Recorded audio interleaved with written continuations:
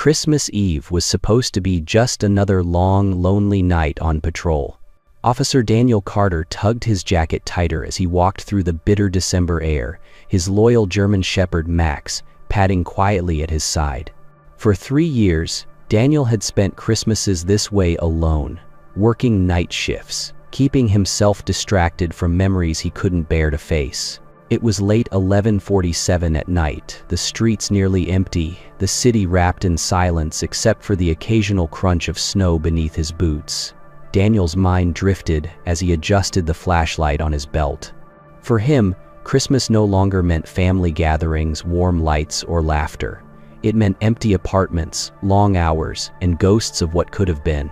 But just as he turned the corner near an old apartment complex, Max stiffened, ears alert. Daniel followed the dog's gaze toward the dumpsters tucked behind the building. At first, he thought it might be a stray cat rummaging for scraps. But as his eyes adjusted to the darkness, his heart stopped. It wasn't an animal. It was a child. A little girl no more than 7 years old was digging through the trash, her thin fingers trembling as she sorted through half-empty containers. Her small frame was swallowed by a torn purple jacket, and her breath came out in sharp clouds against the icy air. Daniel froze, the weight of the moment crashing into him. On this coldest night of the year, a decision stood before him, one that would change not just her life, but his as well. Daniel's instincts as a police officer kicked in immediately. His boots crunched softly against the snow as he stepped forward, careful not to startle the girl. "Hey there," he called gently, his voice steady but calm. The child's head snapped up, her wide brown eyes filled with terror locked on Daniel, then flicked to Max. She clutched a half-eaten sandwich to her chest like a treasure she couldn't afford to lose, her tiny body poised to bolt. Max, sensing her fear, lowered himself to the ground, his ears back and tail giving a slow, reassuring wag. He didn't bark or lunge, he simply lay there, watching her with the quiet patience of a protector. For a moment, Daniel thought the dog's calmness spoke louder than his words ever could. "It's okay," Daniel said, raising one hand slowly. "We're not gonna hurt you."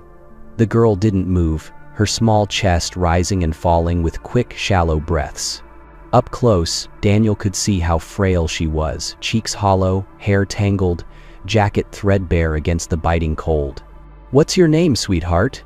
he asked softly. Silence stretched between them, filled only by the icy wind and the distant hum of city lights. Finally, she whispered, "Emily."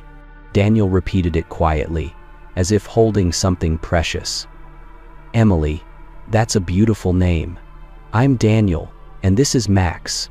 He took a cautious step closer, lowering himself to her level.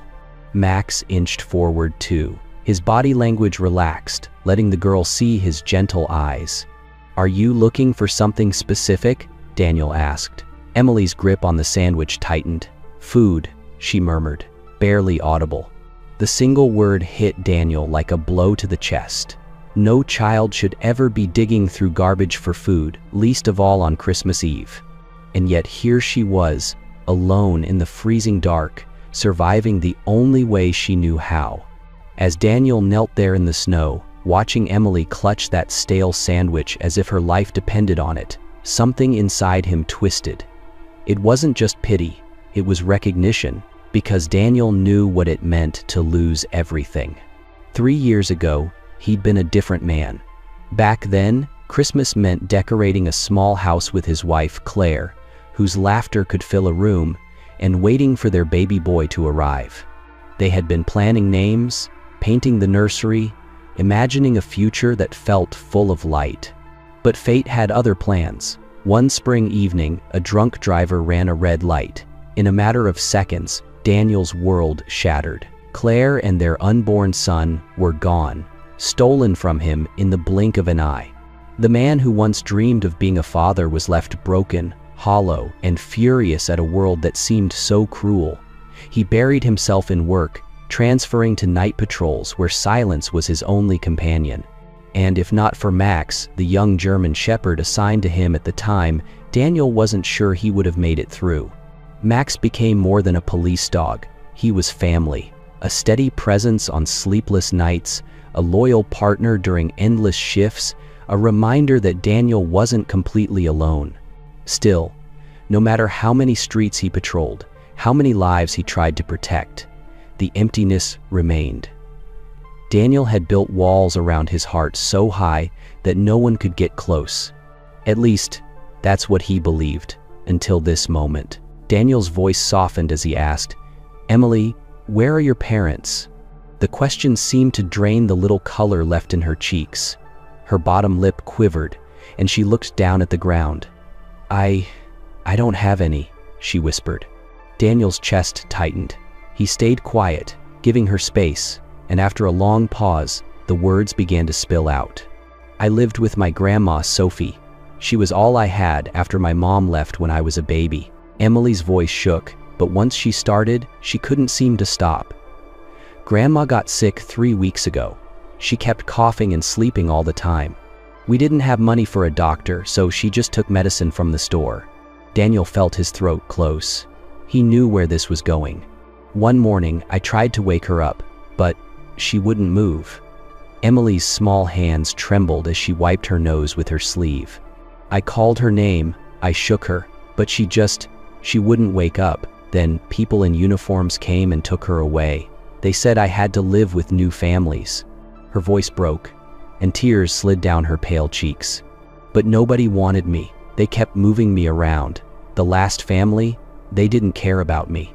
So I left. I thought if I came back here, maybe Grandma would come home too." By now, Daniel's eyes burned.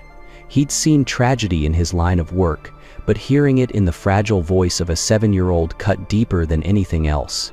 Emily hugged the sandwich closer, as if it was the only thing keeping her grounded.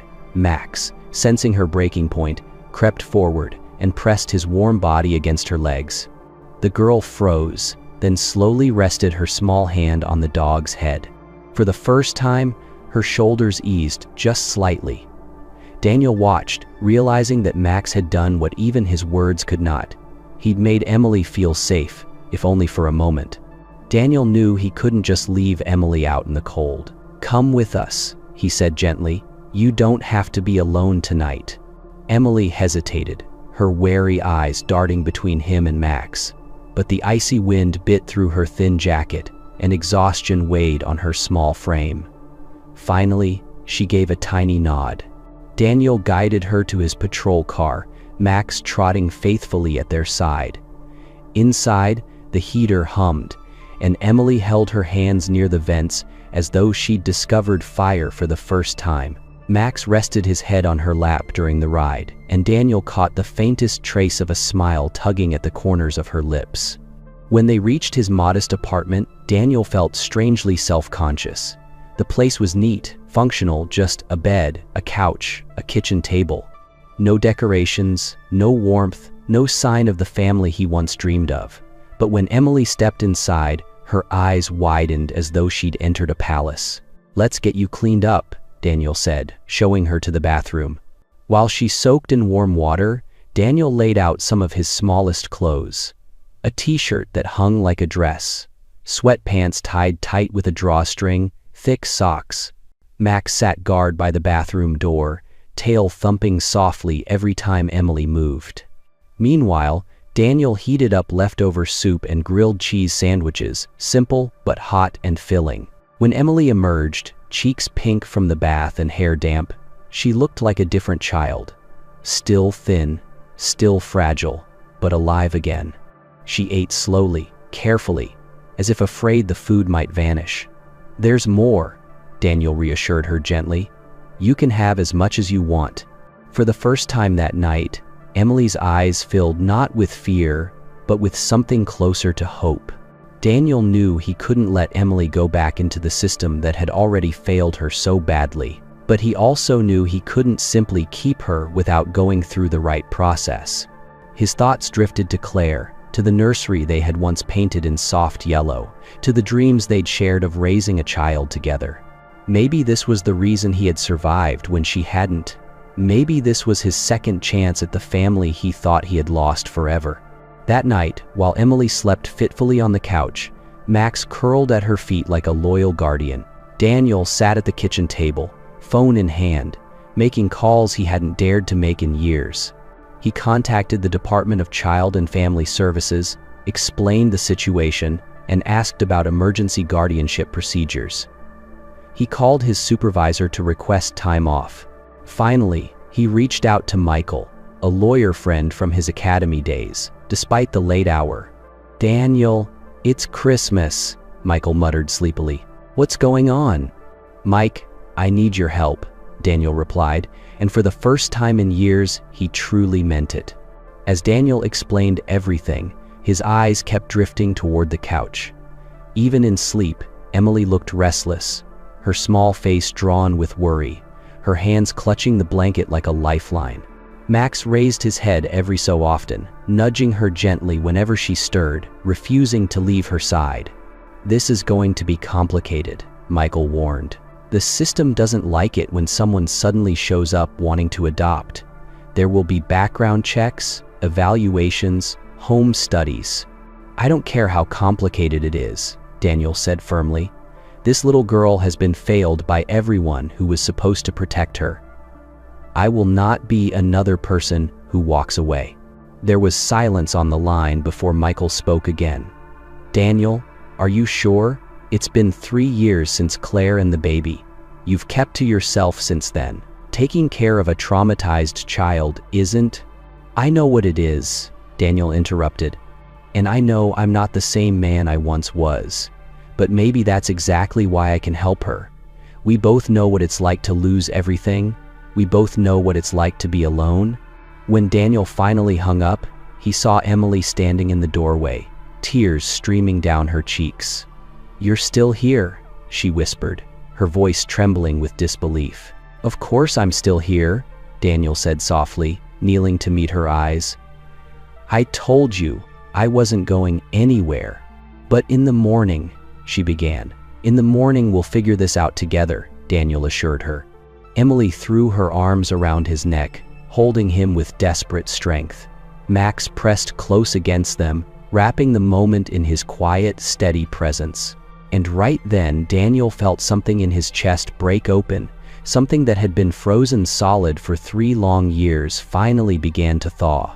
6 months passed in a blur of forms, interviews, and evaluations.